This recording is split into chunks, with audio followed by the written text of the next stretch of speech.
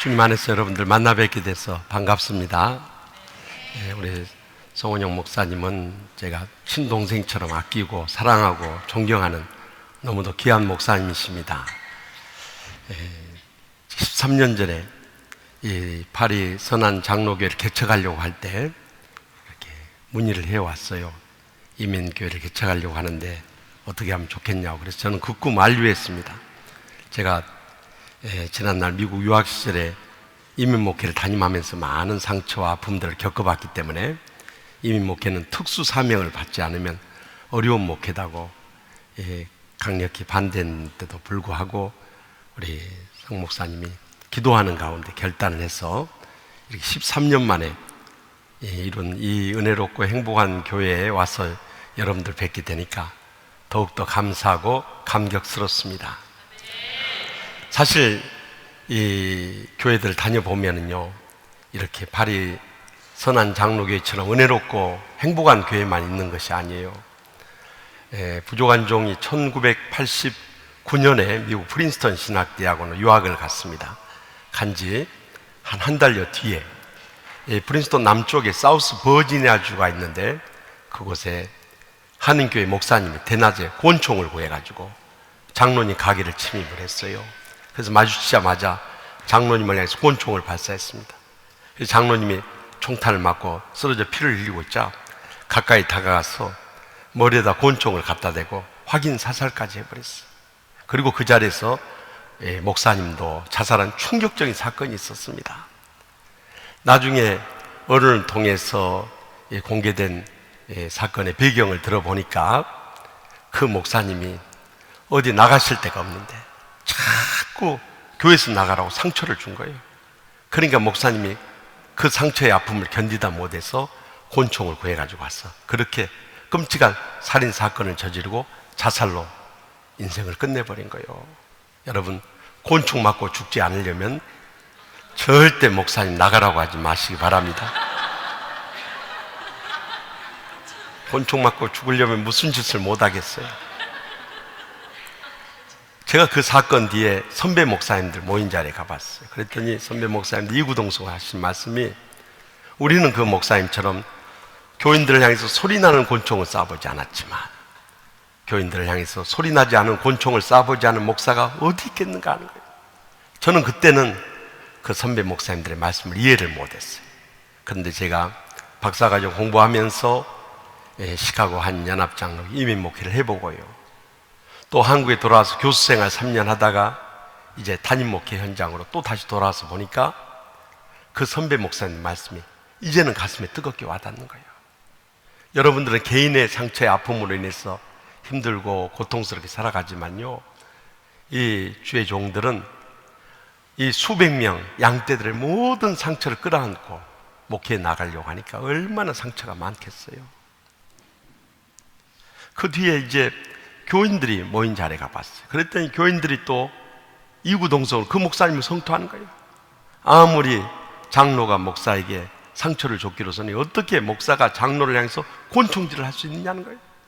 이제 우리 앞으로 교회 나갈 때 전부 다 방탄조끼 하나씩 사입고 나가죠. 한데 씁쓸한 웃음이 터져 나온 거예요. 여러분, 적어도 교회의 목사님, 장로님이라면 제일 은혜 많이 받고요, 제일 충성 다하고요, 제일 복받은 직분을 받은 사람들 아닙니까? 그런데 상처를 주고받다 보니까 결국에는 그 끔찍한 살인사건으로 인생을 끝내버리더라 이거예요. 이렇게 상처가 무서운 것입니다. 여러분, 상처가 우리 마음속에 이렇게 가득 차 있으면요, 그것이 나 자신만 고통스럽고 불행하게 만든 것이 아니에요. 주위 사람들 다 고통과 불행에 쑥대밭으로 몰아넣어버린 거예요. 그래서 그런 사람이 가족 가운데 있으면 온 가족이 지옥같이 불행과 고통에서 헤어나오지 못해요. 그런 사람이 교회 안에 들어오면요, 그 사람으로 인해서 당회나 재직회나 공동의회나 온통 불행과 고통의 쑥대밭으로 변해버린 거예요. 결국 그 상처가요, 우리 신앙생활에 얼마나 결정적인 걸림돌이 되는지 몰라요. 그래서 마태복음 13장에 보면은 이 네 가지 마음밭에 대해서 말씀하지 않습니까? 첫 번째는 길가에 마음밭이 있어요. 이것은 말씀의 씨앗이 뿌리자마자 마귀가 와서 바로 빼앗아가 버렸어요. 구원받지 못한 마음을 말하는 거예요. 두 번째는 돌반 마음이 있지 않습니까? 지난날의 상처로 인해서 환난과 고통과 불행 가운데 헤어나오지 못해 참 굳어질 대로 굳어진 그런 상처받은 마음들이 있어요.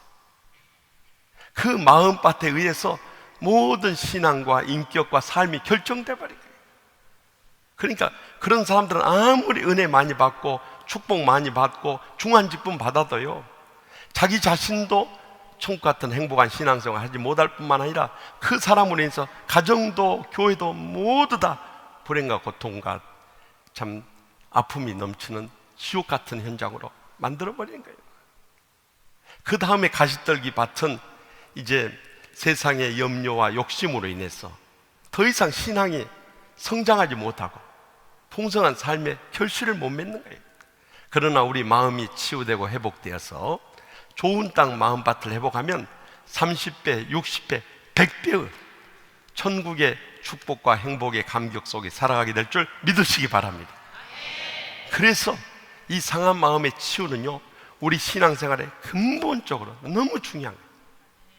우리가 신앙으로 양육되고 사역을 하기 이전에 있어서 먼저 경험해야 할 것은 우리의 상한 마음의 치유인 것입니다. 저는 미국에 가서 이 상담 치유학을 석사과정, 박사과정에서 공부를 했어요. 많은 이론과 실제를 배웠어요. 그런데 그 원리는 성경에 다 나와 있는 거예요. 오늘 봉독해 주신 이 말씀, 2절 말씀 가운데 지난날의 어떤 상처도 오늘 이 밤에 치유되고 회복돼서 올 때는 답답하고 고통스럽고 낙심된 심정으로 왔을지라도 돌아갈 때는 이 천국의 행복에 기쁨과 감격 속에 돌아갈 수 있길 바랍니다. 그러면 주님께서 우리를 어떻게 치유하기를 원하시는가요? 먼저 본문 31절 말씀, 우리 다 같이 다시 한번 한 목소리 읽겠습니다. 너희는 모든 악독과 노함과 분냉과 떠드는 것과 비방하는 것을 모든 악의와 함께 버리고. 아멘. 여기 보니까 상처의 증상들이 나와 있어요. 우리가 상처받고 치유가 안 되면 사람이 악독해지고요, 노하고요, 분내고요, 떠들고요, 비방하고요, 악의를 품게 되는 거예요. 여러분의 마음 가운데 이러한 상처의 감정들이 하나도 남아있다면요, 지난날에 여러분들이 상처가 치유되지 못하고 회복되지 못했다는 증거인 거예요. 이런 상처의 감정을 이제 더 이상 가슴에 끌어안고 있지 말고 미련 없이 내어 버리라고 먼저 명령하고 있어요. 그런데 우리는 유교의 체면문화 가운데 살다 보니까 상처의 감정을요, 버리기는커녕 인정조차 않으려고 그래요. 여러분 부부 사이에 다퉜을 때 한번 물어보세요. 당신 화났어? 하면 뭐라 합니까? 화 안 났어 그래요. 안 났어. 벌써 얼굴 표정과 목소리 억양이 다른데도요, 인정을 안 하려고 그래요. 당신 기분 나쁜 것 같은데 그럼 뭐라고 그래? 기분 안 나빠 그래요. 안 나빠. 그러니 어떻게 상처의 감정을 버릴 수 있겠어요? 그러다 보니까 그 부글부글 끓어오르는 상처의 감정을 안고 어디 두고 보자 벼르면서 인생을 살아가는 거예요. 해방 이후로 우리나라에 미군들이 주둔을 해서 이 남북 간의 평화를 지켜줬어요. 그런데 미군들이 거하는 막사마다 이 하우스보이라고 해서 어린 소년들이 심부름 일을 했어요. 근데 어느 막사에 한 하우스보이가 너무 똑똑한 거예요. 그래서 미군 아저씨들이 좀 장난을 치고 싶었어요. 그래서 이 소년에게 이제 밤에 잠을 자고 있는데 그 막사 문 입구에다가 얼음물 양동이를 올려놓은 거예요. 그래서 이 소년이 추운 겨울에 잠이 덜 깬 채로 문을 열고 나오는데 이 얼음물 양동이 그냥 와락 쏟아져 버려. 그냥 나가도 추운데 얼음물 세례를 받았어요. 얼마나 춥겠어요. 그래서 누가 이런 장난을 쳤는가 하고 두리번거려 보는데 미군들이 다 못보 속에서 숨어서 자는 체 하고 있으니까 알 수가 있어요. 한 분 한 번 깨워서 물어볼 수도 없고, 화가 나지만 옷을 툭툭 털더니 씩씩거리며 뛰쳐나가요. 미군들이 못보 속에서 그것을 보면서 감탄을 했어요. 야, 저 어린 것이 어떻게 저렇게 잘 참냐 이거요. 그래서 그 다음날 또 장난을 쳤어요. 이 소년이 벗어놓은 군화를 마룻바닥에다 못질을 해놓은 거예요. 이 소년이 잠이 덜 깬 채로 군화끈을 묶고 뛰쳐나가려고 하는데 발이 떨어져야죠. 앞으로 와락 넘어져 버렸어요. 알고 보니까 누가 자기 군화를 마룻바닥에다 못질을 해놓은 거예요. 그래서 누가 이런 장난을 쳤는가 하는 거고 두리번 버려 보는데도 다 자는 척하고 있으니까 알 수가 없는 거예요. 그래서 화가 나지만 군화끈을 풀고 다시 이 군화를 뽑고 못을 빼고 다시 군화끈을 묶고 또 씩씩거리며 뛰쳐나가네요. 미군들이 다시 한번 감탄했어요. 야, 저린 것이 어떻게 저렇게 잘 참는지 모르겠다고. 그 다음날 또 장난쳤어요. 이 소년이 맨 먼저 일어나서 실내 갈탄난로에 불을 살리는데 부삽에다 휘발유를 발라놓은 거예요. 잠이 덜 깬 채로 부삽을 불 속으로 쏙 넣은 순간 불이 확 당겨버렸어요. 손을 다 데워버렸어요. 그니 얼마나 쓰려워요. 근데 누가 이런 장난치는지 알 수가 있어요. 화가 나지만 또 쓰라린 손을 부여잡고 또 씩씩거리며 뛰쳐나가는 미군들이 다시 한번 감탄했어요. 그날 아침에 이 소년을 불렀어요. 사실은 우리가 장난친 건데 어떻게 그렇게 잘 참냐고 그랬더니 이 소년이 정색을 하며 달려들더래. 앞으로 얼음물 양동이에 안 흘려놓겠냐고. 그렇겠다. 군화에다 못질도 안 하겠냐고. 그렇겠다. 부삽에다도 휘발유 안 발라놓겠냐고. 그렇겠다. 그렇다면 나도 내일 아침부터 아저씨들이 먹을 숲을 끓일 때 거기다 가래침 안 뱉겠다고 그래.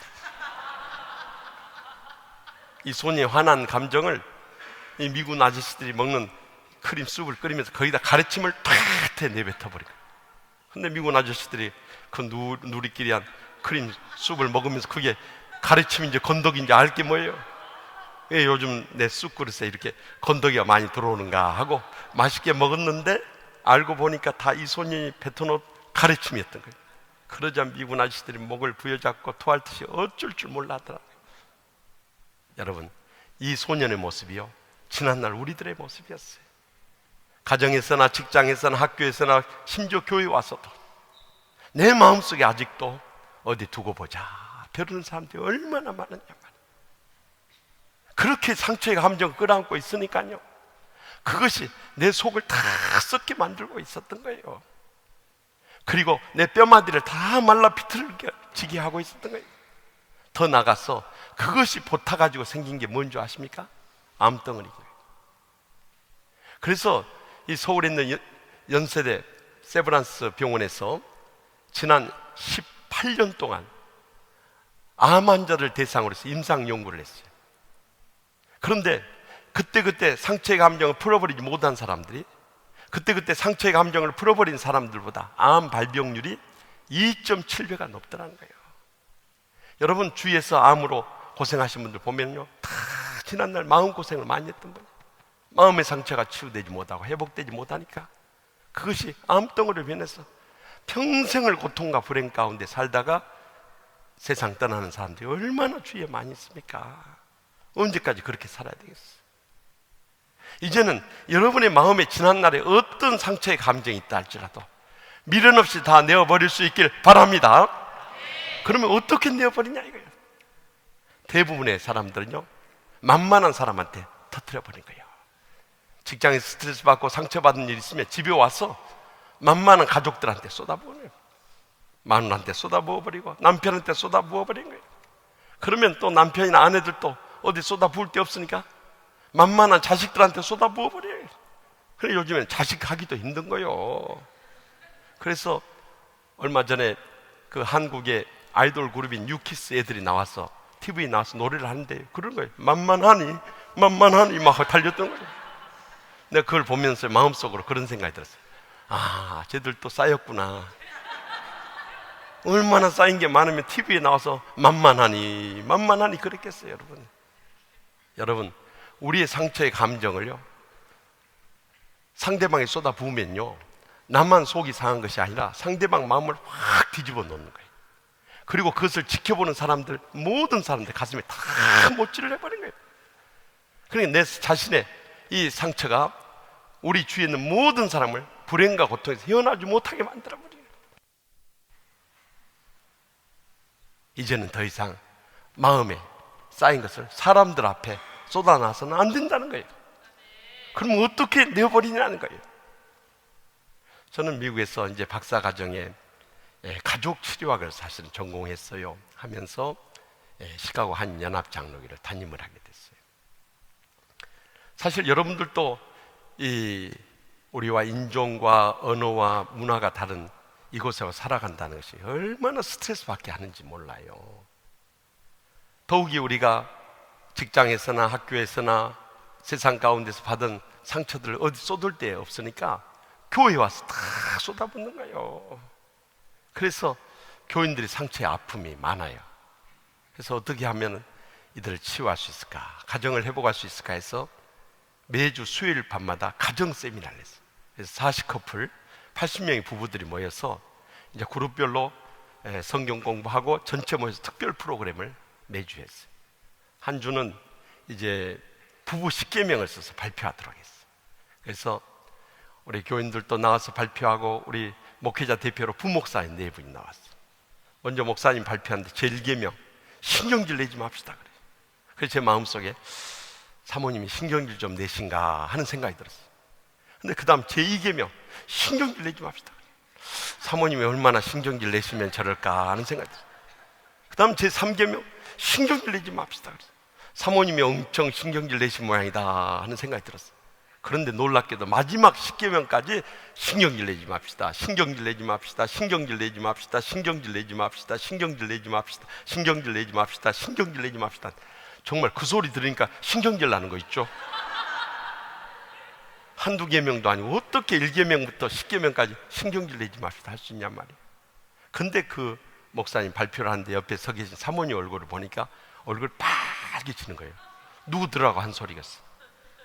그 순간 제 마음속에 소름이 끼치는 거예요.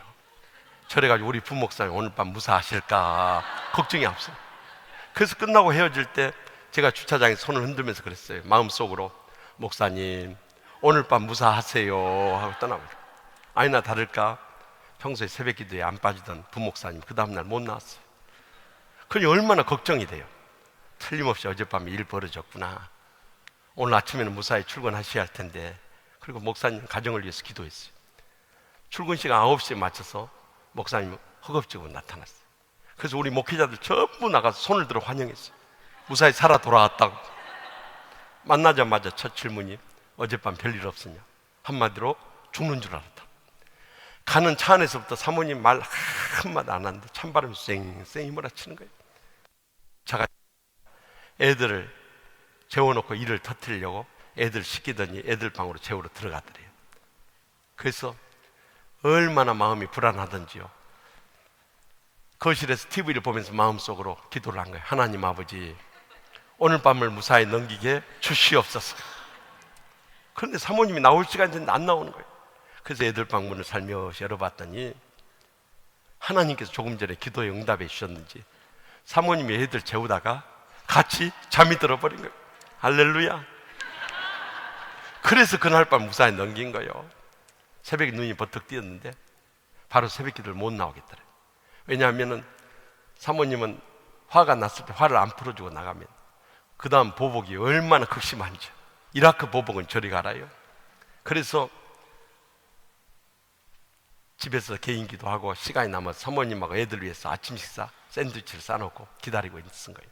그랬더니 사모님이 한 7시 반 넘어서 푸시한 눈으로 나오는데 얼굴 표정을 보니까 어젯밤을 놓쳤다는 온통한 표정을 짓고 나오는 거예요. 그래서 저 여자 정신 차리기 전에 빨리 빠져나가야 한다는 생각에 여보 당신하고 애들 위해서 아침 식사 샌드위치 싸놨으니까 맛있게 먹어요. 나 교회 갔다 올게 하고 대답할 기회를 안 주고 쏜싸같이 빠져나오고 그래서 살아 돌아온 거예요. 그 뒤로 이야기를 들어보니까 한 보름 정도를 말 한마디 안 하고 하여튼 그 사모님 보통 사모님이 아니었어요. 우리 성 목사님 사모님하고는 정반대요. 그렇게 저희 교회에 몇 달 있다가 LA에 있는 큰 교회 부목사로 옮겨갔어요.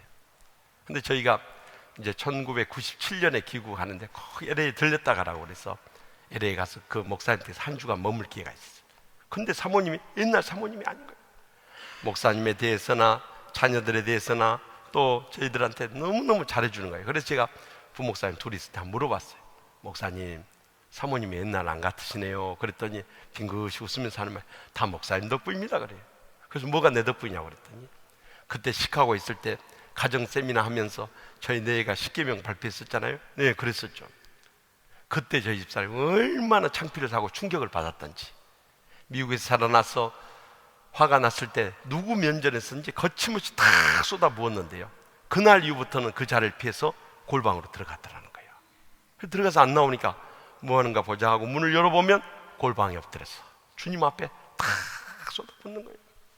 그리고 마음이 치유되고 회복되면 일상생활로 돌아가더라는 거예요. 제가 거기서 큰 은혜를 받은 거예요. 여러분, 가정에서 남편이나 자식들이 말 안 듣는다고 해서 잔소리하고 큰소리 쳐서 그 인간들 변합니까? 변해요, 안 변해요? 네. 그들만 안 변한 것이 아니라 다른 집도 다 마찬가지. 근데 지혜롭지 못한 여자들은 내가 뜯어 고친다고 잔소리하고 큰소리 치고, 그래도 안 되면 죽여라 죽이하고 달려들다가 또 한 대씩 얻어 터지면 겨울에 선글라스 끼고 나타나고 그래요. 여러분, 언제까지 그렇게 살아야 되겠어요? 이제는 죽여라 죽이하고 달려들지 말고 죽여라는 말을 조금만 약하게 해보세요. 그럼 뭐가 돼요? 하여튼 알기도 잘 알아요. 예? 다 같이 한번 따라서 한번 해봅시다. 주여, 주여, 주여. 네, 여러분들 마음 상하고 힘들 때요, 언제 어디선지 주여 주여 두 마디만 외쳐보세요. 그러면 여러분 상처의 감정이 그 순간 주님 앞에 다 쏟아지는 것을 경험하게 돼요. 그리고 그 위기의 순간을 극복할 수 있는 삶의 은혜와 지혜가 넘쳐나는 거예요. 특별히 주님과 여러분만의 둘만의 시간과 공간을 마련해서 그 영적인 교제 시간에 여러분의 지난날의 상처의 감정들 다 주님 앞에 쏟아부을 수 있기를 바랍니다. 그때 주님의 위로의 음성이 들려와요. 내가 얼마나 속이 상하면은 그 눈물 콧물 쏟으면서 나한테 하소연하느냐, 내가 네 심정 안다. 그래도 너나 되니까 그 인간 데리고 살지, 누가 그 인간 데리고 살거든요. 지금까지도 잘 참고 살아왔는데 참고 사는 김에 조금만 더 참고 기다려라. 주님의 위로의 음성이 들려와요. 그리고 언젠가 여러분의 그 상한 마음이 하늘 보좌에 상달돼서 주님께서 그 인간 다 손 볼 때요, 놀라운 변화가 일어나게 될 줄 믿으시기 바랍니다. 저도요, 이제 미국에서 귀국해가지고 교수생활 3년 하고 치유하는 교회, 저는 이제 화곡동 교회라는 곳에 갔어요. 저는 그 교회가 그렇게 싸우는 교회인지 몰랐어요. 근데 가서 보니까 당회나 재직회나 공동회 때 얼마나 치열하게 싸우는지 몰라요. 이렇게 교회에서 회의를 하다가 화가 나면 뭐 큰 소리 칠 수 있잖아요. 근데 그 범위를 넘어서서 막 갑자기 세상 방언이 터져버린 거예요. 이 선한 장로교회는 너무 순진한 사람들만 있어 세상 방언이 뭔지 모르네요. 내가 조금만 들려줄게. 이 씨발 뭐야 씨발. 갑자기 혀가 꼬바라지면서 쌍시옷 발음이 터져 나오는 거예요. 여러분, 어떻게 교회에서 이 주일 예배 은혜롭게 마치고 이 회의를 하면서 그렇게 세상 방언을 터뜨릴 수 있냐 이 말이에요. 그러다가 이제 감정이 격해지니까 더 이상 못 견디니까 자리를 박차고 일어나서 뛰쳐나가가지고 몸싸움을 하려고 하는 거예요. 이 씨발은 어디가 씨발. 그런데 젊은 목사가 연세 높으신 분들이 싸우는데 그대로 구경만 할 수 없잖아요. 여러분들, 남편이나 또 주위 사람들 싸울 때 팔다리 잡으면 다 뿌리쳐버려요.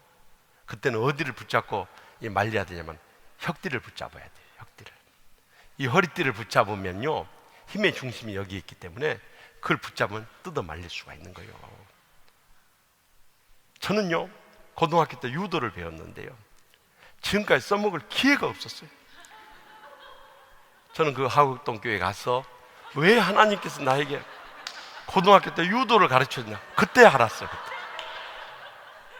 지금은 웃으면서 이야기하지만요, 그때는요, 그런 모습들을 보면서 마음이요, 너무너무 슬픈 거예요.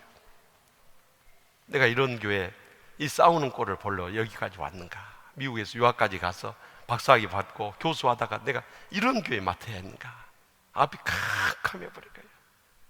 그런데 내가 유일하게 치유받을 수 있는 시간은 새벽 기도 시간. 주님 앞에 나가서 주야 주야 하면서 마음에 상처받은 감정들 다 쏟아내는 거예요. 그렇게 하기를 1년, 2년, 3년, 4년, 5년, 6년, 7개월 7년에 가까운 세월을 새벽마다 엎드려서 주여 주여, 언제까지 저렇게 상처의 감정을 가지고 싸우고 정말 다투는 모습을 지켜봐야 됩니까? 주여 주여 하면서 어느 때까지 눈물로 기도하기 시작해요. 그런데 그 사이에 주님께서 저 자신을 치유하고 회복시켜 주셨을 뿐만 아니라 그 사람들을 한번 손을 보신 거예요. 더 이상 하나님께서 참지 못할 때 그 사람들을 다 선악간에 심판하신 거예요. 그러면서 교회는 치유되고 회복되기 시작해요. 지금은 천국같이 행복한 교회를 회복할 수 있었습니다. 여러분, 상처의 감정이 있을 때 우리의 마음을 다 아시고 위로해 주시는 분은 주님밖에 없어요. 사람들 앞에 쏟아놓으면 우리 주위 사람까지 상처투성이 불행과 고통으로 힘몰고 가지만 주님 앞에 쏟아부을 때 주님께서 여러분의 상한 마음을 어루만져 주시고 치유해 주시는 놀라운 경험들 다 체험하게 될 줄 믿습니다. 그래서 여러분의 상처의 감정을 주님 앞에 조금도 남김없이 다 쏟아부을 수 있길 바랍니다. 그리고 그 빈 마음에 하나님의 사랑을 간구해야 돼요. 하나님의 사랑을 간구할 때 그 사랑이 여러분의 마음에 가득 채워질 때까지 주님의 사랑을 간구해야 돼요. 그러면은 로마서 5장 5절 말씀같이 소망이 우리를 부끄럽게 하지 아니하면 성령으로 말미암아 하나님의 사랑이 우리 마음에 부음받음이니 라고 말씀하시듯이 하나님께 사랑으로 우리 마음을 가득 채워주세요.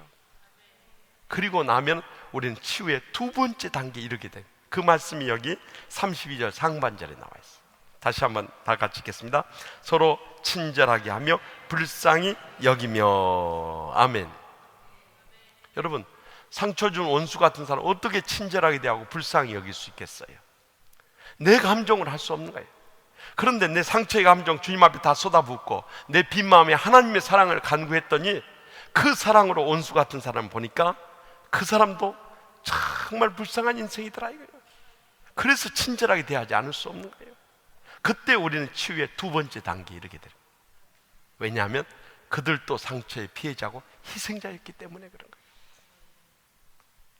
저는 이 시카고에서 이제 박사과정 공부하면서 이민 목회를 했는데 그때 시카고 한인연합장로에 5년 4개월 동안 담임 목회를 했어요. 아마 제가 그것을 목회하면서 설교의 절반 정도는 사랑, 용서, 화해, 섬김에 대한 이 치유의 말씀들을 했어요. 보통은 월요일 새벽에 가서 주님 앞에 엎드려서 주여 우리 교회의 문제가 무엇입니까? 다음 주는 어떤 말씀으로 저들을 치유해야 됩니까? 주님 앞에 영감을 구한 거예요. 근데 한 주는요 영감이 안 와버리는 거예요. 그래가지고 월요일, 화요일, 수요일, 목요일, 금요일, 토요일까지 돼버려요. 내일 설교를 해야 되는데 토요일까지 영감을 못 받았어요. 어떻게 되겠어요? 주여 왜 이번 주는 영감을 안 주십니까? 내일 주일 설교를 어떻게 해야 됩니까? 막 주님 앞에 부르짖고 있는데 와야 할 영감은 안 오고요 별로 반갑지도 않은 영감 얼굴이 싹 스쳐 지나가는 거예요. 그 영감은 다름 아니라 저희 교회 당의 서기 장로님이셨어요. 그분은 평소에는 저한테 잘하신 분이에요. 근데 특별한 은사가 있는 분이에요. 회의 때마다 목사 반대편에 서는 은사가 있는 사람. 회의하다 보면 왜 항상 목사님과 의견이 같을 수만 있겠어요?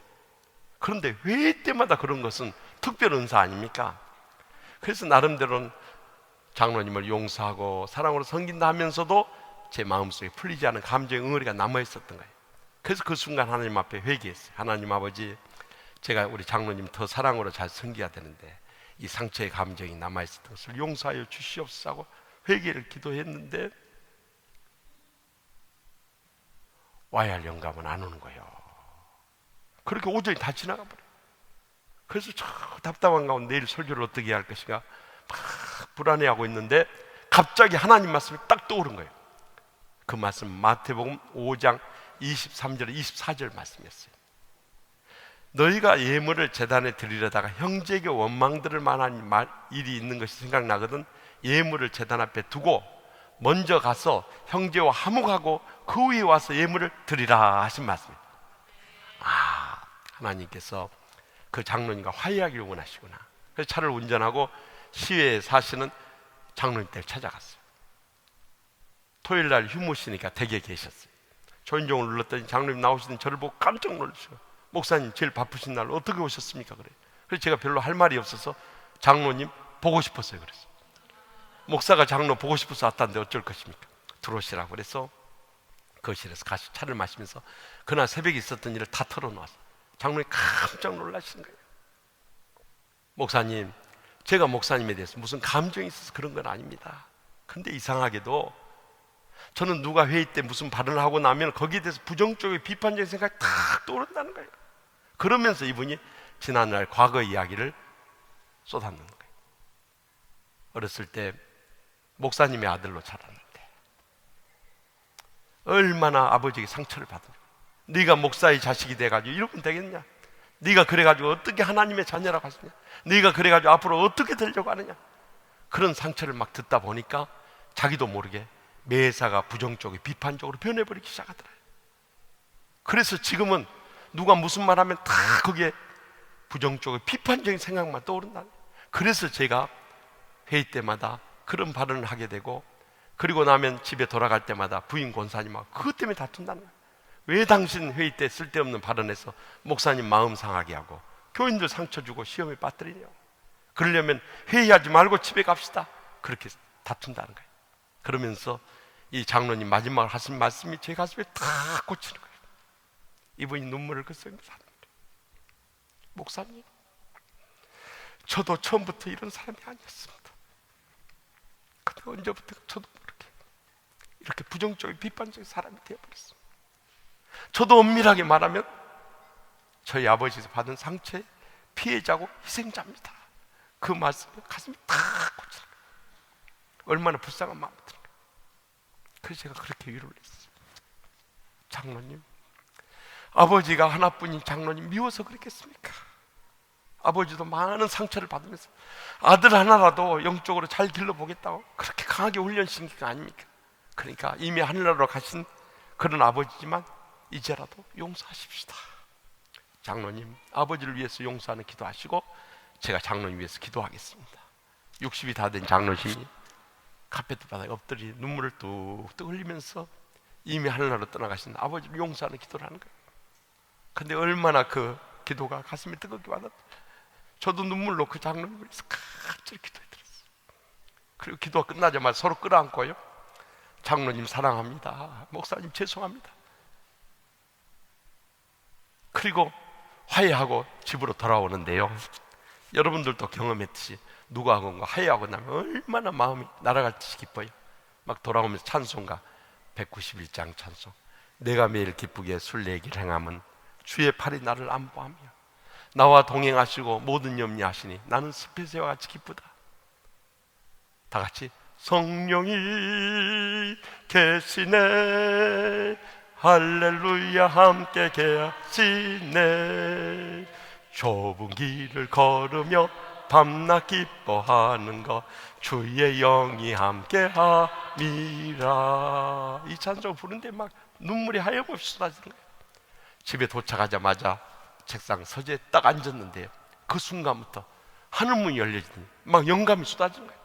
제가 오직 하면 그걸 받아 적으면서 주여 감사합니다, 계속 불러주시옵소서, 받아 적겠나이다. 한 1시간 정도 되니까 한편 설교가 다 완성돼 버려요. 그리고 저녁에 묵상하고 기도하고 주일날 강단에 섰어요. 여러분, 목사님 설교 중에서 제일 파워풀하고 감동적인 설교가 어떤 설교인지 아십니까? 조금 전에 은혜 받은 말씀이에요. 이거 막 전엔 찐빵 아니에요? 그러니 얼마나 김이 모락모락 나고 따끈따끈하고 맛있겠어요.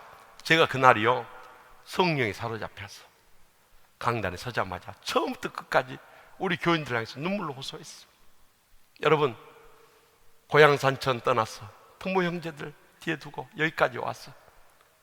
흑인들도 우리를 조롱하고 멸시하는 이 이민생활 해나가면서 온갖 상처와 스트레스 받고 교회에 나와가지고 우리끼리 위로하지 못하고 사랑하지 못하면 어디 가서 위로받고 사랑받을 수 있겠습니까?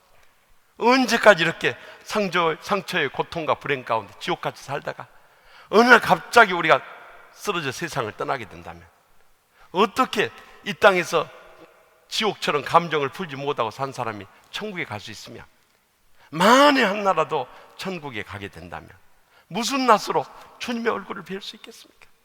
또 우리가 천국에서 만나기로 한다면 어떤 얼굴로 서로를 대할 수 있겠습니까? 언제까지 이렇게 지옥같이 불행하고 고통스러운 신앙생활 하려고 합니까? 제가 그날이요 처음부터 끝까지 막 눈물로 울부짖은 거예요. 이제라도 통이하고 잡아갈 수 있길 바랍니다. 이 시간 다 같이 한번 통성으로 기도하십시다 하고 엎드려서 기도하는데요, 참 우리 선한 장로교회 교인들은 목사님 닮아서 순진하네. 그때 통성으로 기도했다니까요. 나는 왜 갑자기 다들 고개 숙이니까 깜짝 놀랐어요. 이렇게 순진한 교인들이 어디 있을까? 하여튼 그 목사의 그 교인들이네. 보통 우리가 주일 낮 예배 통성기도 안 하잖아요. 근데 성령이 그날 강권하시니까 뭐 통성으로 기도하자고 했는데, 이건 통성 기도가 아니라 통곡 기도가 터져난 거예요. 교인들이 그냥 흐느껴 우는 정도가 아니라 응응 하면서 서러움에 복받쳐서 막 눈물을 쏟는데요, 그날 회개의 영이 하여튼 물부터 막 쏟아져 버린 거예요. 그러니까 너나 할 거 없이 거기서 막 통이하고 잡아가는 회개의 기도가 터져 나오는데요, 여러분 수백 명이 그렇게 통곡하면서 울면서 통이하고 잡아가는 음성을 들어봤습니까? 제가 전율할 정도로 막 얼마나 그날 회개했는지 몰라요. 기도가 그치질 않는 거예요. 제가 종을 쳐서 기도를 진정시키고요, 마무리 기도하고 나서 이제 우리 다 같이 일어나셔서 그동안 사랑으로 따뜻하게 대하지 못했던 분들에 가서 용서를 고백하고 사랑을 고백합시다, 그렇게 부탁을 드렸어요. 그랬더니 찬양대부터 가서 말도 못해요. 서로 끌어안고 울기 시작하는데요, 제 평생에 참 60이 가깝도록 신앙생활 하면서요, 저는 그렇게 감동적인 예배를 드려본 적이 없어요. 그날 이후부터 우리 시카고 한인연합 장로교회는 그 전까지만 해도 목사님 3분을 내쫓은 교회로, 목사를 찢어 죽인 교회로 소문났던 교회예요. 제가 그 교회를 가려고 하니까 선배 목사님이 그 교회는 가지 말라는 거예요. 왜 가지 말아야 됩니까 했더니 목사 찢어 죽이는 교회라는 거예요. 근데 기도하면 성령님은 가라고 하시는 거예요. 그래서 제가 가면서 그랬어요. 목사 어떻게 찢어 죽인가 가서 볼란다고. 그리고 갔던 교회예요. 그런데 그날 이후부터 사랑의 공동체로 변해가지고 지금 시카고에서 제일 큰 교회 돼버렸어요. 여러분 알고 보면 다 불쌍한 사람들이에요. 멀리 갈 것도 없어요. 여러분 목사님 보시오, 13년 전에 저렇게 머리 희지 않았어요. 오늘 뭐 바르고 왔구만요. 보니까 여러분들 맨머리 보셨어요? 나 오늘 점심 때 와가지고 봤어요. 머리가 하얘져 버렸어요. 그러니까 이렇게 목회를 하다 보면은요, 정말 상처와 스트레스를 많이 받다 보니까 둘 중 하나의 증상은 나타납니다. 머리가 빠졌든지 휘어지든지. 근데 저는 빠졌고요, 저기는 휘어졌어요. 지금 많이 복원된 머리가 이 머리예요. 여러분 목사님이 한국에서도 편하게 또 큰 교회 맡아서 목회 잘할 수 있는 분이에요. 근데 왜 이 프랑스 파리까지 왔어? 교회를 개척하고 지난 13년 동안 눈물 뿌려 기도하면서 많은 자신의 삶의 행복을 포기하면서까지 이렇게 고생하면서 이민 목회를 하겠느냐는 거예요. 여러분 목사님 볼 때 불쌍한 마음 안 드십니까? 네? 여러분들이 목회를 안 해봤으니까 불쌍한 마음도 덜 들 거예요. 근데 저는 이민 목회를 해봤기 때문에 제가 오죽하면 이민 목회 하지 말라고 말렸겠어요. 한국 목회보다 2배 힘든 거예요. 이민 목회는 그렇게 힘든 거예요. 그러니 목사님이 지금까지 목회하면서 남모른 눈물을 얼마나 흘리고 얼마나 마음이 상할 때가 많았겠네요. 여러분들이 목사님을 위해 주지 않고 불쌍히 여기지 않고 위로해 주지 않으면 어디 가서 목사님 위로받고 힘을 얻을 수 있겠어요? 여러분들이 목사님의 심정을 이해 못하면요, 여러분들의 부모님이나 형제분들이나 가족 친척들 가운데 담임 목회 하신 분들 있으면 한번 만나서 물어보세요. 목회할 만하냐고. 속 다 썩어버리지 않으면 목회 못해요. 그래서 평생 목회하다 보면 속 다 썩어버려요. 그래서 은퇴하신 목사님이 시골길을 가다가 논두렁에 굴러있는 썩은 호박을 보고 그랬다고 그러잖아요. 호박아 너도 목회했냐 그러죠. 얼마나 속이 썩어버리면 그러겠어요. 여러분 목사님 네 분만 속이 썩었어요. 장로님들도 못할 일이요. 목사님과 교인 사이에서 목사님 뜻 받들고 교인들 의견 수렴하려고 하면 이게 샌드위치가 돼버려요. 그렇다고 해서 장로님들 여러분들이 사례를 합니까? 보너스를 줍니까? 휴가를 보내줍니까? 뭐 해줍니까? 장로님들도 불쌍히 여겨야 돼요. 저희 가정은 우리 아버지부터 시작해서 우리 목사님도 아버님이 장로님이세요. 우리 작은 아버지들, 작은 어머니, 고모부, 또 형님, 또 우리 처남 전부 장로님들이에요. 그런데 장로님들도 못할 일이에요. 장로님들도 불쌍히 여겨줘요. 그러면 장로님들만 불쌍한 줄 아세요? 권사님들도 불쌍해요. 평생 가정과 교회를 위해서 모든 걸 일생을 희생하시고 이제 남은 건 늙고 병든 60만 남은 계시. 저는요 주일 예배 마치고 교인들 이렇게 배웅하면서 제일 제 마음을 울린 분들은 권사님들이시. 몸도 제대로 가누지 못하면서 기웃등거리면서 예배당에 와서 예배 드리고 돌아가는 뒷모습 보면요 우리 어머니 같고 할머니 같아서 눈물 없이 못 보는 거예요. 그래서 여러분들 권사님들도 내 친어머니처럼 사랑으로 잘 섬길 수 있길 바랍니다. 그럼 권사님만 불쌍하세요. 젊은 집사님들도 불쌍한 거예요.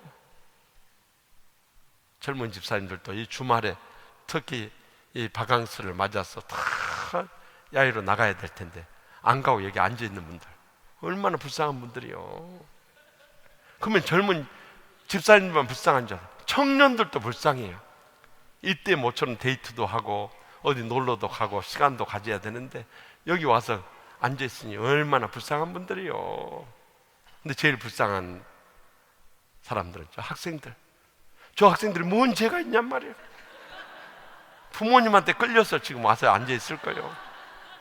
근데 저희들이 복 받는 애들이요. 저도 어렸을 때 교회에서 부흥회 하거나 특별 새벽기도 하면 우리 부모님이 오남매 자식들 다 끼워가지고 데리고 가는 거예요. 특히 이렇게 부모님이 양 옆에 앉으시고 가운데에 오남매를 앉히시는데 제가 제일 잘 돌아다니니까 그러니까 저희 아버지 옆에 저를 꼭 앉혀놓고 딱 손을 잡고 이 수갑을 채워가지고 앉아서 예배 드렸어요. 그런데 그렇게 끌려다니다가 보니까 이렇게 목사까지 됐다. 그렇게 복 받은 거예요. 아마 지금 앉아있는 이 학생들은 적어도 나중에 목사, 장로, 권사 셋 중 하나는 될 것이요. 여러분 알고 보면 다 불쌍한 사람들이에요. 불쌍한 사람이 불쌍한 사람 보고 뭐라고 하겠습니까? 그렇잖아요. 서로 친절하게 대하고 불쌍히 여기는 길밖에 없는 거예요.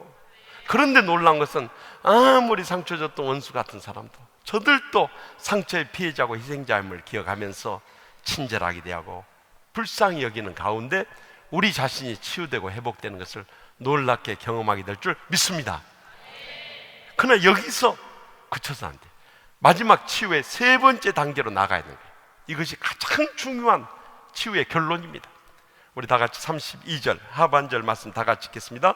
서로 용서하기를 하나님이 그리스도 안에서 너희를 용서하신 것 같이 하라. 아멘입니까? 사실 이 말씀은 치유의 결론적인 말씀이에요. 대부분의 사람들이 첫 번째, 두 번째 단계도 지나쳐 버리지만요 세 번째 과정 앞에서 무너져 버릴 때가 너무너무 많은 거예요. 그러나 우리가 모든 상처의 감정 주님 앞에 내어놓고 또 어떤 원수라도 친절하게 대하고 불쌍히 여겼다 할지라도 용서하지 않으면요 더 이상의 치유는 없는 거예요. 많은 사람들이 여기서 무너져 버리기 때문에. 저는 미국에 가서 이제 정신의학, 심리치료 또 갖가지 이론들을 배웠지만요 그런 치유의 한계가 어디 있냐면요 이 용서가 빠져 있다는 데 있는 거예요. 그러니까 여러분들 아무리 심리치료 받고 또 정신과 치료를 받아도요 적어도 몇 달, 더 심하면 몇 년, 더 심한 경우는 평생을 정신병원에서 인생을 마친 사람들이 얼마나 많은지 몰라요. 그런데 우리가 주님 앞에 나와서 주님으로부터 치유를 받으면요 그동안 철천지 원수처럼 지냈던 사람이 있고 또 말할 수 없는 상처의 고통과 불행 가운데 빠졌던 사람도 한순간에 치유되고 회복되는 이유가 어디 있는 줄 아십니까? 바로 복음의 이 용서를 경험했기 때문에 가능한 줄 믿으시기 바랍니다. 이렇게 용서는 참 엄청난 치유력이 있는 거예요. 그래서 우리가 이 복음으로 말미암아서 치유의 기적을 경험하는 이유가 바로 거기 있는 거예요. 근데 문제는 용서해야 한다는 걸 모르는 사람이 어디 있습니까? 알면서도 막상 그 원수 같은 사람 생각하거나 만나게 되면은 상처의 감정이 확 되살아나가지고 더 이상 용서하고 싶은 마음을 잃어버린데 우리의 지난날의 치유에 한계가 있었던 거예요. 그래서 사실 이 말씀은요, 엄밀한 의미에서 보면 우리에게 용서를 명령하는 데 그치지 않고 더 나아가서 용서의 방법을 가르쳐주고 있는 말씀이에요. 다시 한번 우리 다 같이 읽어봅니다. 서로 용서하기를 하나님이 그리스도 안에서 너희를 용서하신 같이 하라. 어떻게 용서하라고요? 하나님께서 예수 그리스도를 이 땅에 보내서 십자가에서 우리를 용서해 주신 같이 너희도 그렇게 용서하라는 거예요.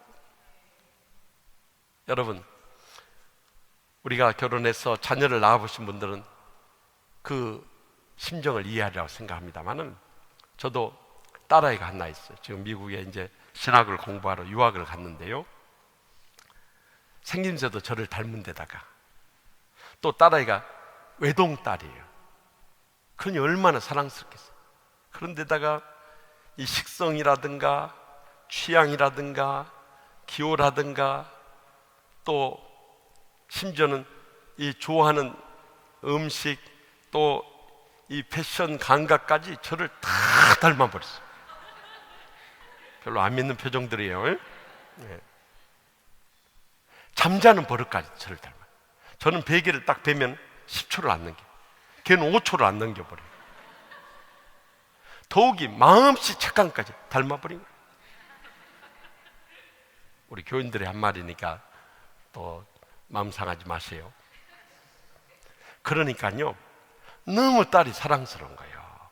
저희 집사람 없으니까 하는 소리지만 저희 집사람이야 뭐 이제 결혼 생활 벌써 이제 35년 36년째 접어드니까 이제는 뭐 정으로 산다고 봐야죠. 그렇게 돼요. 여러분들도 이제 그 나이 되면 이해가 돼요. 지금은 웃지만은 좀 더 살아보세요. 근데 저희 딸에 대해서는 지금도 문자 메시지를 이 카톡으로 하면서도 항상 마지막 끝에는 이 하트 모양 셋하고 쪽쪽쪽 입술 모양 3개 써서 보내요. 혼자 짝사랑을 하고 있는 거예요. 그런데 그 딸아이 죽여가면서 용서하라면요, 저는 못할 것 같아요. 차라리 제가 대신 죽죠. 그렇게 사랑스러운 딸아이를 어떻게 대신 죽일 수 있겠어요? 근데 하나님 아버지께서는요, 한 분밖에 없는 아들, 그 죄 없는 예수님을 이 땅에 보내셨어요. 모든 멸시와 천대가 십자가에 죽기까지 우리를 용서해 주셨어요. 그리고 내가 너희를 용서하지 너희도 서로 용서하라.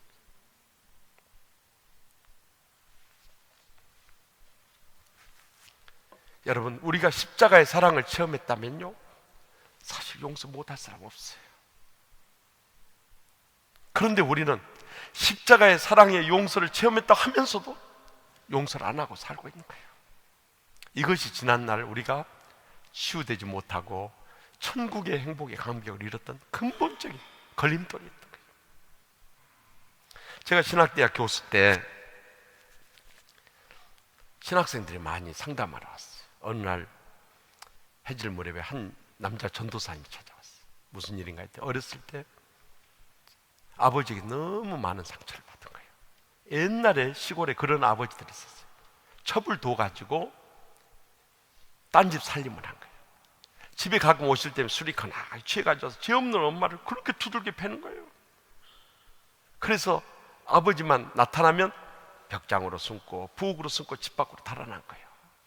근데 어느 날 아버지가 와서 엄마를 두들겨 패는데 도저히 자기 혼자 숨어 있을 수가 없네요. 그래서 뛰쳐나가서 아버지를 막 밀치면서, 아버지는 왜 집에 오실 때면 술 취해 왔어, 죄 없는 우리 엄마를 두들겨 패하고 막 밀친 거예요. 그랬더니 이 호로 자식이 아버지한테 달려든다고 몽둥이를 들더니요, 그냥 아들을 인정사정 없이 들고 패는 거예요. 그래서 얻어맞다가 피가 터지면서 쓰러져 정신을 잃고 말았어요. 자기가 깨어난 것은 아버지가 떠나간 후에 어머니가 자기를 안고 방에 와서 이 세수대에다 물을 떠가지고 와서 물수건으로 피로를 눅지는 얼굴을 닦아주고요. 이 아들이 깨어나도 눈물로 기도한대. 어머니 눈물방울이 얼굴에 툭 떨어지면서 깨어난 거예요. 눈물로 기도하는 어머니의 모습을 보면서 마음속에 그 어린 마음에 결심을 한 거예요. 내가 커서 힘이 세지면 아버지 죽이고 나 자살해버려야겠다. 그래야 죄 없는 우리 어머니라도 남은 인생에 행복하게 살 수 있지 않겠나. 그래서 때만 벼르면서 살아난 거예요. 고등학교 때 어느 날 밤에 친구들 집에서 놀다가 늦게 돌아왔는데 아버지가 동네 술집에 술을 마시고 있더랍니다. 친구 집에 돌아와서 공기총을 빌려가지고 와서 밖에서 아버지를 향해서 사격을 해버렸어요. 다행히 미수에 그쳤지만 그 정도로 아버지에 대한 증오심과 복수심이 불타올랐어요. 그러다가 청년 때 주님을 만나고 최종으로 소명을 받은 거예요. 주님은 원수를 사랑하라는데 아버지만은 사랑할 수 없고 용서할 수 없는 거예요. 그래서 부흥회도 많이 쫓아다니고 산기도도 많이 다녔답니다. 근데 이제는 늙고 병들고 돈 떨어지고 힘없어서 이제 본가 집으로 돌아온 아버지를 고향에 가서 뵐 때마다 옛날 상처 감정이 확 되살아난 거예요. 말 한마디도 가시돋지 말라. 아버지 가슴을 찌르고 행동 하나 하면서 거칠게 하면서 아버지를 학대하는 거예요. 그리고 집으로 돌아올 때 마음이 평안하지 않는 거예요. 학교로 돌아올 때면 늘 괴로워가지고 돌아오는 거예요. 그러다가 교수를 찾아온 거예요. 그래서 제가 이제라도 아버지를 용서할 수 없느냐, 용서해야 한다고 알면서도 안 된다는 거예요. 그래서 제가 이 말씀을 드렸어요.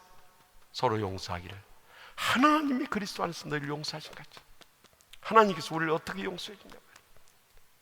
내 힘으로 능으로 안 되니까 이제는 그 용서의 마음이 회복되도록 우리가 작전 기도를 하자고 그랬어요. 그래서 매일 새벽마다 가서 주님 앞에 이 용서의 마음을 회복하도록 부르짖자고 그랬어요. 그렇게 하기를 한 주, 두 주, 세 주, 네 주, 한 달이 가까워졌다. 어느 날 새벽에 하나님 아버지 왜 나는 용서가 안 됩니까? 막 기도하고 있는데 갑자기 눈앞에 환상이 보이더라고요. 머리에 가시관 쓰시고 양 손목과 발목에 못 박힌 주님의 모습이 나타난 거예요. 그러면서 주님이 하신 말씀, 나는 너를 위해서 이렇게 죽기까지 용서해 줬는데 너희 아버지 한 분 용서할 수 없느냐 그러시더라고요. 거기서 이 전사가 거꾸로져 버린 거예요. 자기가 주의 종으로 소명받았다고 하면서 아직까지도 아버지를 용서하신 자신의 모습이 얼마나 부끄러운지 거기서 눈물로 통회하고 자복한 거예요. 그리고 바로 고향집으로 내려갔답니다. 아버지가 마당을 쓸고 계시더래요. 전에는 아버지를 뵈도 본척만척 했는데요, 아버지한테 다가가서 아버지 저 왔어요, 방으로 들어가십시다. 그래서 아랫목에 앉혀드리고 그 앞에서 엎드려서 큰 절을 올린 거예요. 그리고 나서 아버지 앞에 무릎 꿇고요, 아버지 손을 부여잡고 어린 시절 자기가 아버지가 상처받은 그 아픔 얘기를 다 털어놓은 거예요. 저는 지금까지 아버지 죽이고 저 자살하는 것이 저의 평생의 목표였습니다. 그런데 오늘 주님을 만나버렸어요. 지난날 저에게 그렇게 상처와 고통을 안게 돼, 우리 어머니를 그렇게 눈물과 불행 속에 살게 했던 아버지를 오늘 새벽에 용서했습니다. 아버지 이 불효 자식을 용서해 주세요 하고 끌어안고 울기 시작했어요. 그때 평생을 눈물 한 방울 보이지 않던 아버지 두 눈에서 뜨거운 눈물이 주룩주룩 흘러내리면서 이 못된 내비를 용서해다오, 이 못된 내비를 용서해다오 하면서 울기 시작하더라고요. 아버지도 울고 아들도 울고 끌어안고 얼마나 서로 눈물로 화해했는지. 그리고 그날 아버지하고 밤을 지새면서 아버지 전도하게 되고 아버지도 그날부터 예수 믿기로 작정하시고, 그리고 그 다음날 학교로 돌아온 거예요. 교수를 찾아오자마자 교수님 저 아버지 용서하고 왔어요. 저 아버지 용서. 지금 필리핀 선교사로 나갔습니다만 지금도 그 학생의 모습을 잊을 수가 없어요. 여러분, 용서하지 않으면요 더 이상의 치유도 회복도 없는 거예요. 지난날 우리 마음속에 어떤 상처를 안겨졌던 철천히 원수 같은 사람이 있었다 할지라도 하나님께서 그리스도를 통해서 저와 여러분을 용서해 주셨어요. 다 용서하고 돌아갈 수 있길 바랍니다. 그리할 때 이 시간 이후부터 여러분의 지난날 상처가 치유되고 회복되기 시작하는 거예요. 언제 여러분의 치유가 완성되는가? 그렇게 여러분에게 상처를 또 원수 같은 사람이 기억을 하거나 또 그 사람 만나게 돼도 더 이상 여러분을 괴롭히지 못하는 거예요.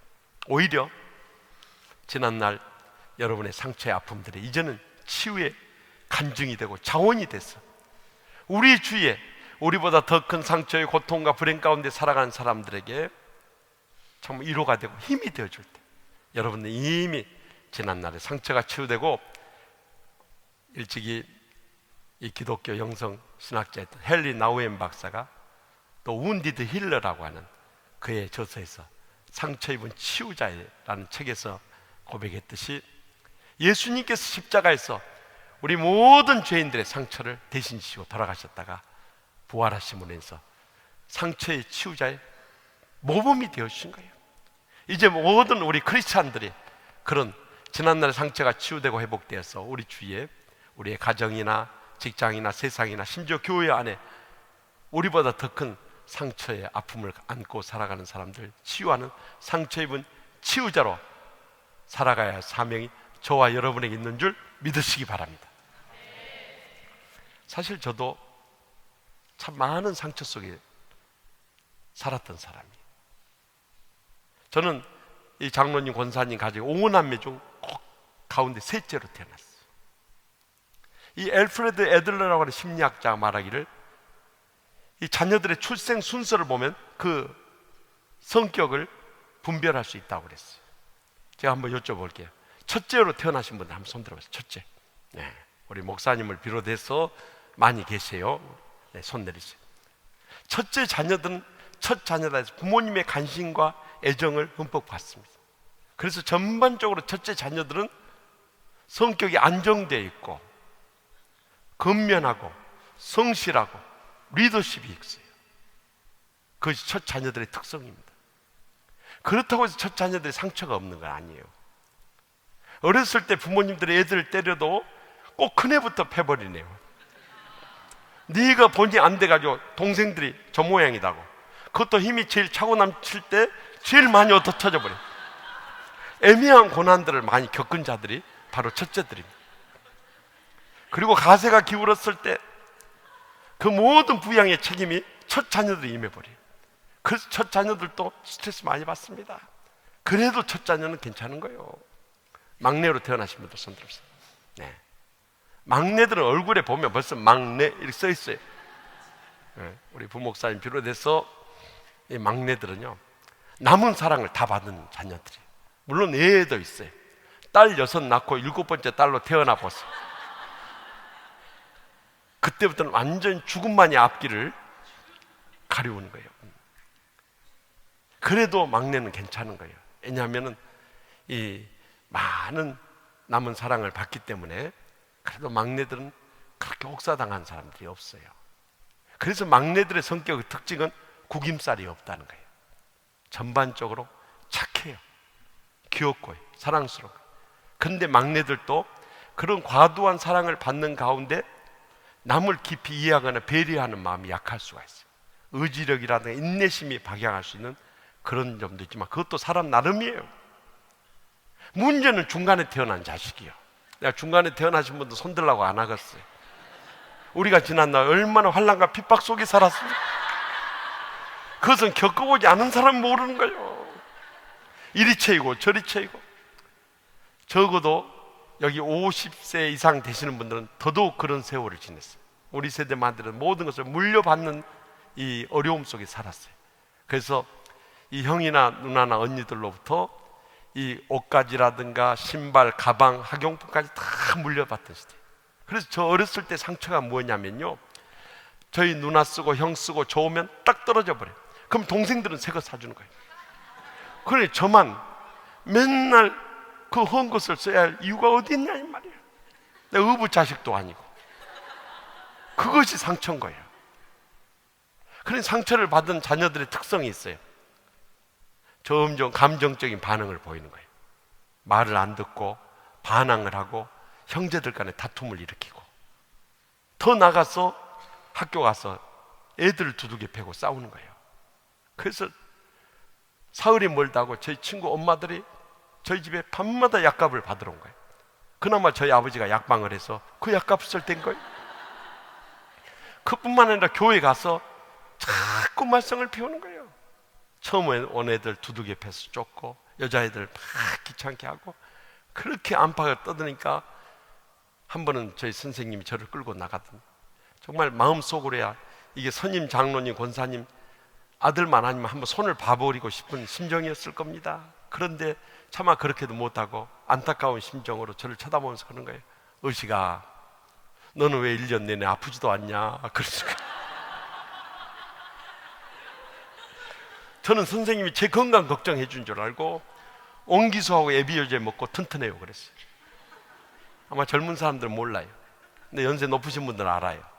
옹기수하고 에비오제는 그때 유명했던 어린이 영양제였어요. 그래서 한쪽 주머니에 옹기수, 한쪽 주머니에 에비오제 담고, 옹기수가 좀 더 고소했어요.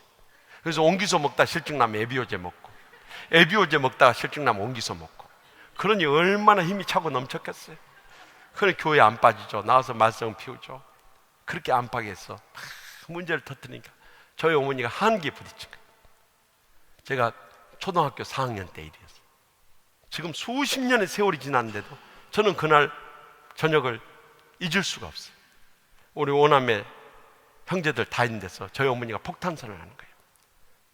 다른 자식은 다 내가 낳았지만 의식이 적었으니 다리 밑에서 주운 자식이 오래. 근데요, 그때 그 말이 예사롭게 안 들린 거예요.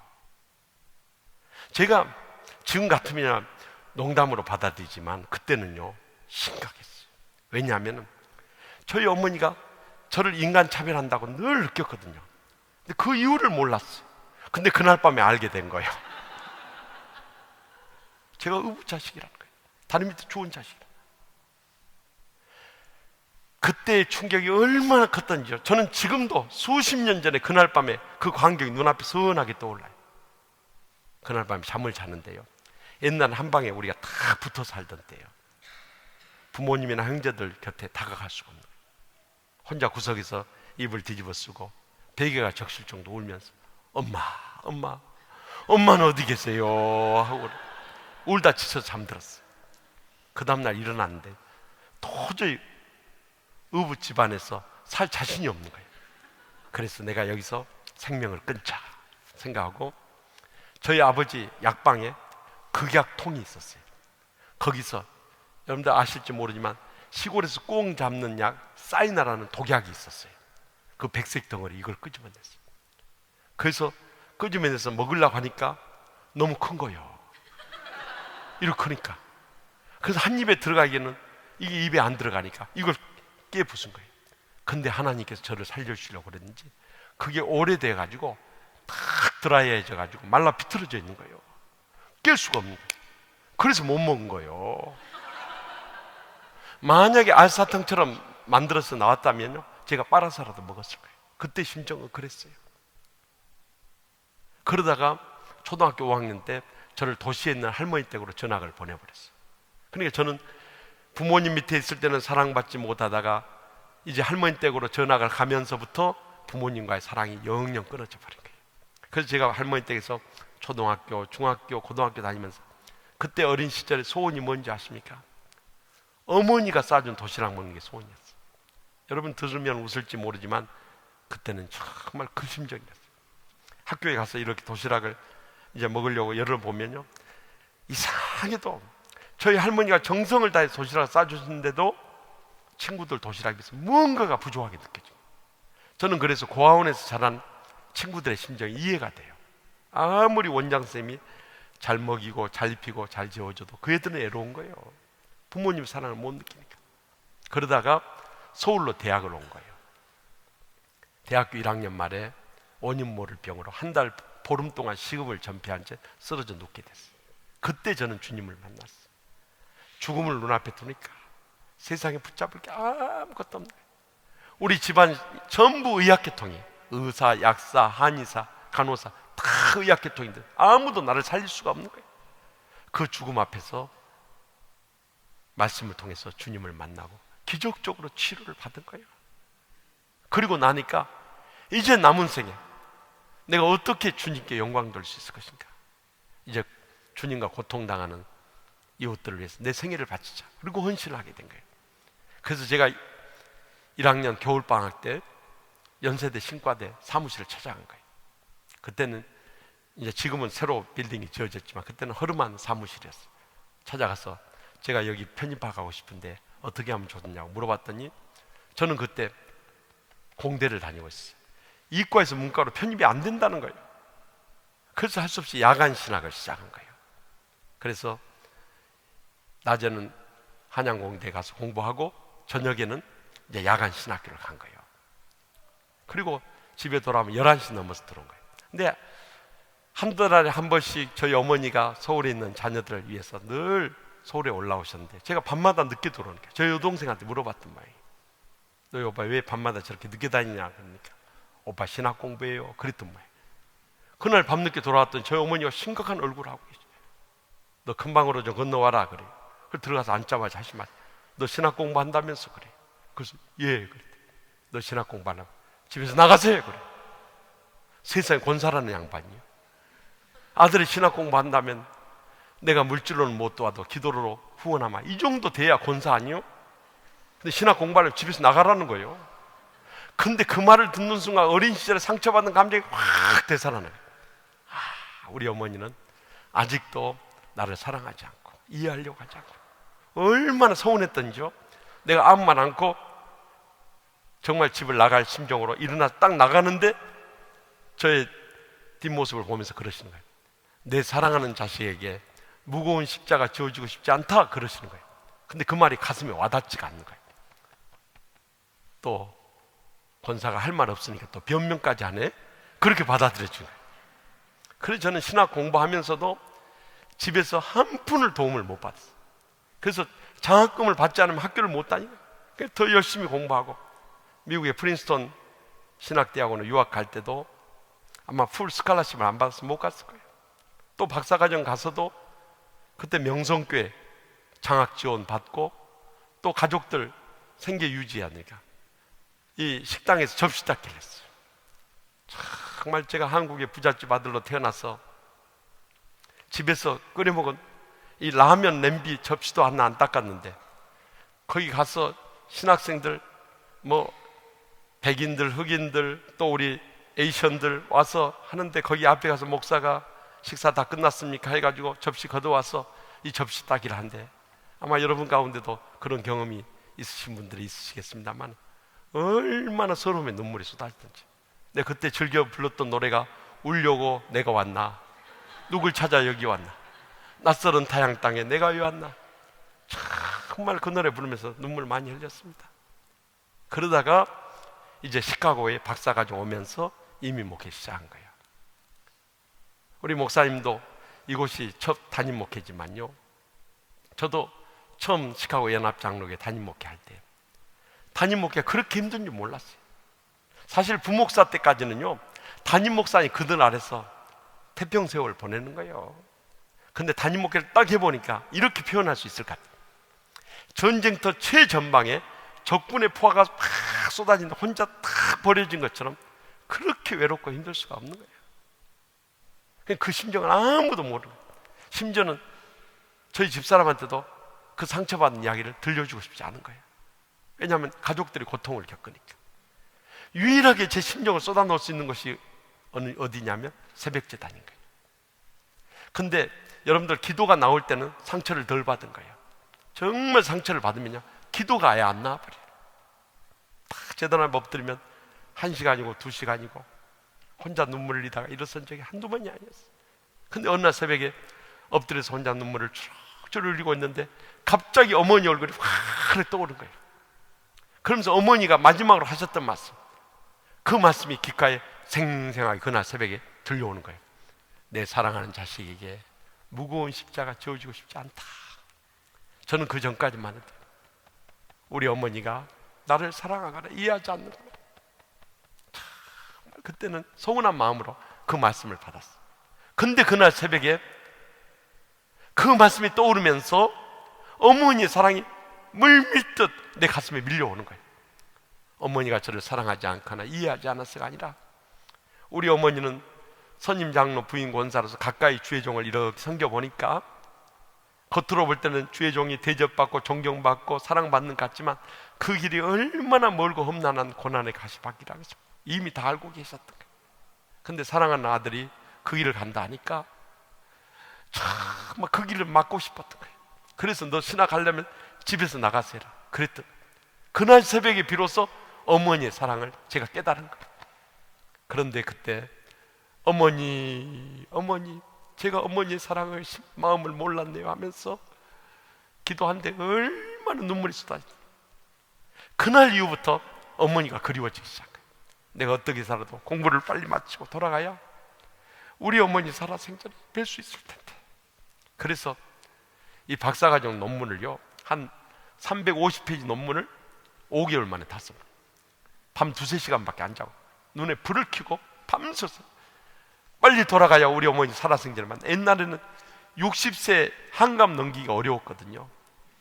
저희 어머니가 그때가 제가 떠날 때 50대 후반이 60대 중반이 넘어섰으니까 지금 한시라도 빨리 돌아가야 돼. 그래서 그때는 밤이 잠이 안 오는 거예요. 내가 빨리 쓰고 돌아가야 우리 어머니 살아생전에 만나서 내 마음의 상처를 다 쏟아놓고 어머니에게 그 사랑을 고백해야 한다, 이 마음뿐이었어. 그리고 박사학위를 받고 돌아가려고 하니까 이제는 교인들을 붙잡네요. 그래서 1년 동안 붙잡혀 있다가 7년 만에 유학생활 마치고 고향으로 돌아온 거예요. 돌아와서 보니까 우리 어머니가 정말 젊고 화려한 분이었는데 세월 앞에서는 미인도 없더라고요. 이제 60대 중후반 되니까 아주머니에서 할머니로 전환됐어요. 머리에 흰머리 나고 얼굴 주름지고 그리고 틀리하시고 허리 굽으시고 갑상선 암 앓으시고 갖가지 노인병이 터져나온 거예요. 어머니를 딱 보는데 할머니가 계시는 거예요. 그러니까 어머니를 만나서 끌어안고 말도 못하고 눈물만 흘렸어요. 저희 어머니도 그렇게 제 품에 안겨서 우시더라고요. 그리고 마음을 진정시켜 첫 고백이, 어머니, 제가 어머니 사랑을 몰랐어요. 어머니 저를 용서해 주세요. 그 말이 저의 첫 고백이었어요. 그때 저희 어머니도 오시면서 아들 목사 가까이 있을 때는 잘해주지 못하다가 아들 떠난 다음부터 매일 새벽마다 갔어요. 우리 아들 목사 몸성이 있다가 빨리 돌아오게 돼요. 그 기도만 하셨다는 거예요. 저는 그날 지난날 40평생 제 마음속에 담고 있던 모든 상처가 치유되고 회복되는 그 시간이었어요. 그리고 18년의 세월이 지나온 거예요. 저는 지금 왜 하나님께서 오남매 그 형제들 가운데서 저만 미운 오리 새끼처럼 그렇게 상처의 눈물의 골짜기를 살아오게 계셨는가? 저는 한국에 돌아와서 그 깊은 뜻을 깨닫게 된 거예요. 제가 1997년 IMF가 막 터졌을 때 한국에 돌아왔어요. 98년에 이제 교수로 부임을 했는데 새학기가 시작돼서 점심시간에 교수 식당을 가는데 그 중간에 수도가가 있어요.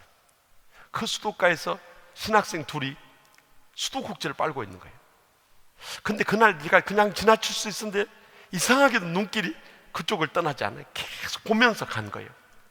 근데 여러분, 수도꼭지를 빠는 시간이요, 사람에 따라 다른 거예요. 목이 말라서 빠는 사람은 오래 안 빠는 거예요. 그런데 식권 1,000원짜리 식권을 살 돈이 없는 신학생들이 수도꼭지를 빨고 물로 배를 채우고 있는 거예요. 그걸 한참 동안 제가 서서 지켜보면서 왜 주님께서 저를 가난한 신학생 생활을 했는가, 그때 깨달은 거예요. 저들을 돌보라고 나를 이곳에 보내셨구나. 저는 여러분도 용서하고 들으십시오마는 3년 동안 제가 교수 생활하는데 필요한 최소한의 생활비를 제외하고는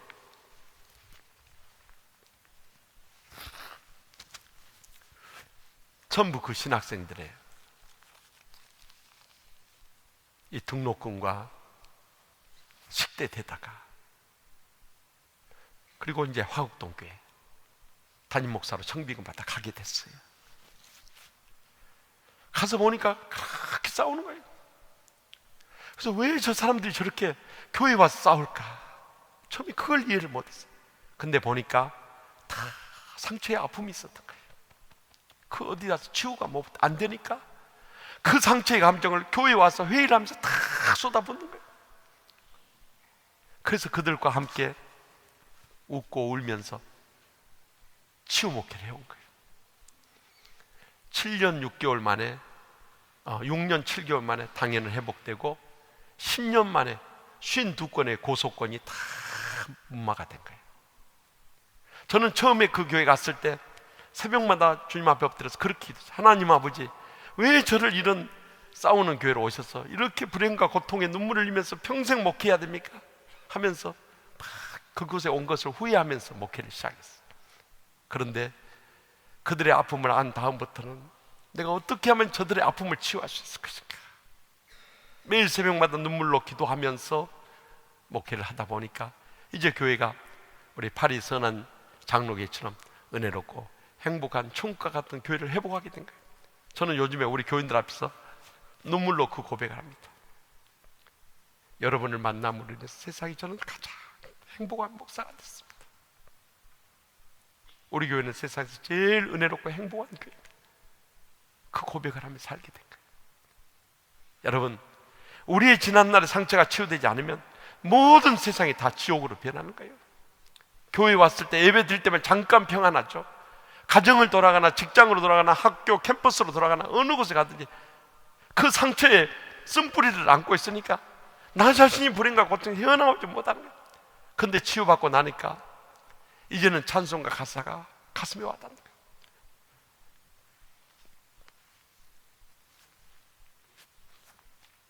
내 영혼이 은총 입어 중환자쯤 놓고 버려 슬픔 많은 이 세상이 천국으로 와도다. 높은 산이 거친 들이 조막이나 궁궐이나 내 주 예수 모신 곳이 그 어디나 하늘나라. 다 같이 찬양합니다. 할렐루야 찬양하세 내 모든 죄 사함 받고 주 예수와 동행하리 그 어디나 하늘나라. 아멘. 저는 우리 파리 선한 장로교회 모든 성도들이 그 천국의 행복을 감격을 회복할 수 있길 바랍니다. 오늘 십자가 앞에 우리의 죄악뿐만 아니라 어떤 지난날의 상처도 다 내려놓으십시다. 그리고 십자가에서 죽기까지 우리를 사랑해 주신 그 주님의 사랑으로 다 용서하십시다. 그 사람이 내 부모든지 형제든지 친척이든지 친구든지 첫사랑에 나에게 말할 수 없는 상처를 안겨줬던 사람이든 또 현재 남편이나 아내든지 부모님이든지 시가식구든지 자식이든지 누구든지 간에 다 용서해요. 교회 와서 심지어는 주의 종이나 또 장로님, 권사님, 집사님 또 성도님, 청년들 주위 친구들에게 상처받았다 할지라도 이 시간에 주님께서 나 같은 죄인도 용서해 주시고 이렇게 치유해 주셨는데 이제는 그 사랑으로 다 용서하기 원합니다. 이 시간에 용서할 수 있길 바랍니다. 그때 비로소 천국의 축복과 행복의 감격이 우리의 삶 가운데 차고 넘치게 될 줄 믿습니다. 기도하십시다.